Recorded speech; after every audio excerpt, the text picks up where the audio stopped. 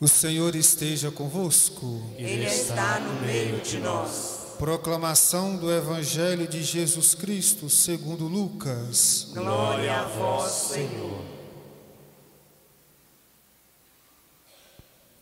Naquele tempo, algumas pessoas comentavam a respeito do templo, que era enfeitado com belas pedras e com ofertas votivas. Jesus disse: Vós admirais estas coisas. Dias virão em que não ficará pedra sobre pedra, tudo será destruído.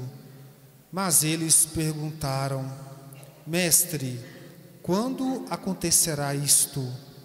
E qual vai ser o sinal de que estas coisas estão para acontecer? Jesus respondeu: Cuidado para não serdes enganados, porque muitos virão em meu nome dizendo: Sou eu, e ainda o tempo está próximo. Não sigais essa gente. Quando ouvirdes falar de guerras e revoluções, não fiqueis apavorados. É preciso que estas coisas aconteçam primeiro, mas não será logo o fim. E Jesus continuou: Um povo se levantará contra outro povo, um país atacará outro país. Haverá grandes terremotos, fomes e pestes em muitos lugares. Acontecerão coisas pavorosas e grandes sinais serão vistos no céu. Antes, porém, que estas coisas aconteçam, sereis presos e perseguidos. Sereis entregues às sinagogas e postos na prisão. Sereis levados diante de reis e governadores por causa do meu nome. Esta será a ocasião em que testemunhareis a vossa fé. Fazei o firme propósito de não planejar com antecedência a própria defesa, porque eu vos darei palavras tão acertadas que nenhum dos inimigos vos poderá resistir ou rebater. Sereis entregues até mesmo pelos próprios pais, irmãos, parentes e amigos, e eles matarão alguns de vós. Todos vos odiarão por causa do meu nome, mas vós não perdereis um só fio de cabelo da vossa cabeça. É permanecendo firmes que ireis ganhar a vida. Palavra da salvação. Glória a vós, Senhor.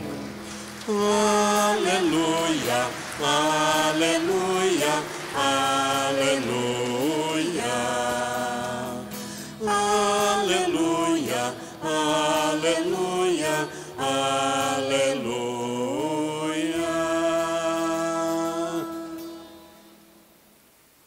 Meus irmãos e irmãs, nós estamos terminando o ano litúrgico. O tempo comum é constituído de 34 domingos. Hoje, 33º. Então, domingo que vem, nós encerramos esse tempo comum, o 34º domingo comum, que celebramos a festa de Cristo Rei. E depois nós já seremos introduzidos no novo ano litúrgico, com o tempo do Advento, as 4 semanas que antecedem o Natal. E assim a gente já vai nos preparando para o Natal e, por que não, já despedindo desse ano, porque nós já estamos à metade de novembro, dezembro e o ano termina. Portanto, na proximidade desse final do ano litúrgico, a liturgia da palavra desse domingo, nós chamamos de uma liturgia escatológica, ou seja, se fala o que vem depois dessa nossa vida terrena. E ao mesmo tempo, ao chegarmos a um final do ano, talvez se olharmos para trás, quantas coisas nós passamos ou estamos passando nesse ano. Talvez, claro, não é só coisas ruins que aconteceram, quantas coisas boas. Mas as dificuldades, os obstáculos, a dor, o sofrimento, ninguém está isento dela. E diante disso, talvez de uma dor, de um sofrimento, nós olhamos para trás e desanimamos. Olhamos para trás ou para o presente, ou mesmo que vamos enfrentar no futuro, e às vezes nós podemos cair no desânimo diante de uma dificuldade. E a liturgia de hoje nos diz que nós não podemos agir assim. É preciso confiar. Apesar dos obstáculos, das dificuldades, é preciso caminhar. E a certeza que nós não estamos caminhando sozinhos. Deus caminha conosco. Ele é a nossa força. Ele é o nosso porto seguro. A própria primeira leitura de hoje, o texto da profecia de Malaquias. Malaquias descreve o que se chama o dia do Senhor. O povo tinha voltado do exílio da Babilônia com muitas promessas de um futuro maravilhoso, de paz, de bem-estar, de justiça. Mas o povo volta e acontece tudo ao contrário. E é aí que começa a desilusão, o desânimo do povo. O povo entende que Deus tinha abandonado, que Deus tinha esquecido deles, que Deus não se preocupava mais com a situação que eles estavam vivendo. Então é dentro dessa realidade que o profeta Malaquias anuncia o dia do Senhor. Que dia seria este? O dia do Senhor seria o dia que Deus iria intervir, Ele vai intervir, e a sua justiça, o seu amor vai triunfar sobre o mal. Por isso que o texto diz assim para nós: eis que virá o dia abrasador como fornalha, em que todos os soberbos e ímpios serão como palhas. E esse dia vindouro haverá de queimá-los, diz o Senhor dos Exércitos, tal que não lhes deixará nem raiz nem ramo. Ou seja, o dia do Senhor é o dia em que Deus vai queimar tudo o mal. Todo o mal será queimado e vai surgir um tempo novo. Portanto, a palavra do profeta Malaquias é uma palavra de conforto, de esperança. Deus não nos abandona e Ele vai e sempre age na nossa história. O texto, portanto, aqui ele não está falando de um fim de mundo, mas nos fortalecendo a esperança. Em Deus nós podemos sim encontrar forças para enfrentar os dramas da vida. O texto da segunda leitura nos fala de perseverar, de também não cruzar os braços. Paulo escreve à comunidade tessalônica. A comunidade estava vivendo um momento perturbador, porque algumas pessoas estavam lançando, diríamos assim, falando lá, divulgando que o mundo ia acabar, que o mundo estava acabando, que em breve o mundo ia acabar, e isso trouxe um transtorno muito grande para a comunidade. Por quê? Porque muita gente pensava o seguinte: para que trabalhar? Se o mundo vai acabar, eu vou trabalhar não? Vou gastar minha energia à toa? O mundo vai acabar, não vale a pena trabalhar. E Paulo fala assim: olha, estou sabendo que tem muita gente aí vivendo à toa, ou seja, vivendo de maneira descomprometida. E aí Paulo fala assim: quem não quer trabalhar também não deve comer. Ora, ouvimos dizer que entre vós há alguns que vivem à toa, muito ocupados em não fazer nada. Em nome do Senhor Jesus Cristo, ordenamos e exortamos a essas pessoas que trabalhamos comam na tranquilidade o seu próprio pão. Ou seja, Paulo não concorda com isso. Não era tempo de cruzar os braços, esperando o fim do mundo. E esse fim do mundo não veio até hoje.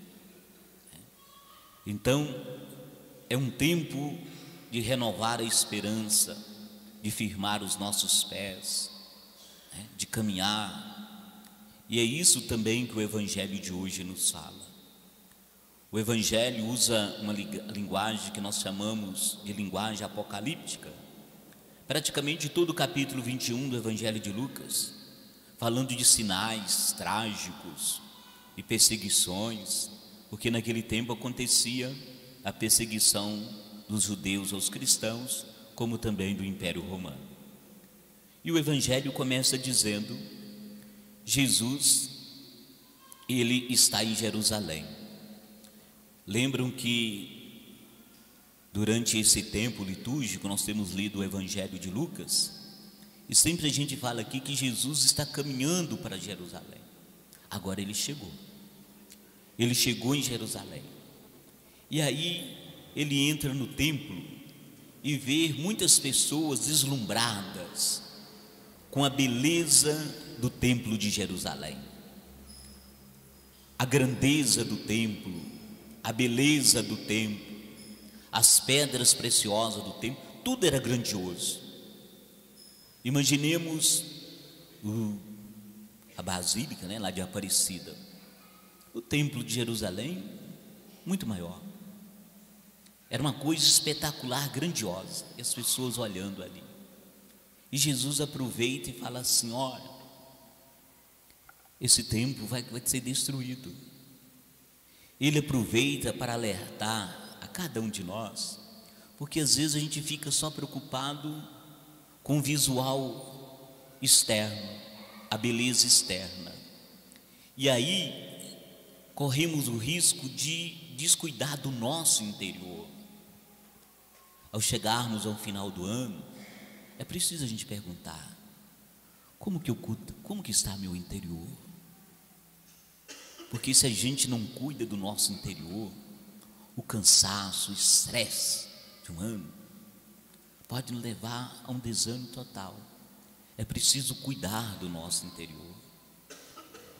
O templo grandioso, ele poderia ser destruído.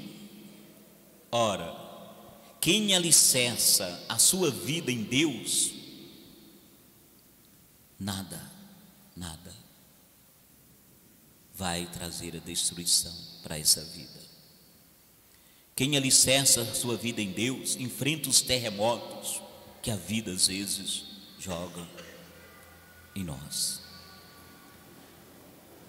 Quando Lucas escreveu o seu Evangelho, coisas terríveis estavam acontecendo. Guerras, o templo de Jerusalém, que foi destruído no ano 70, a perseguição dos cristãos. Para muitos, isso era como fosse o fim do mundo.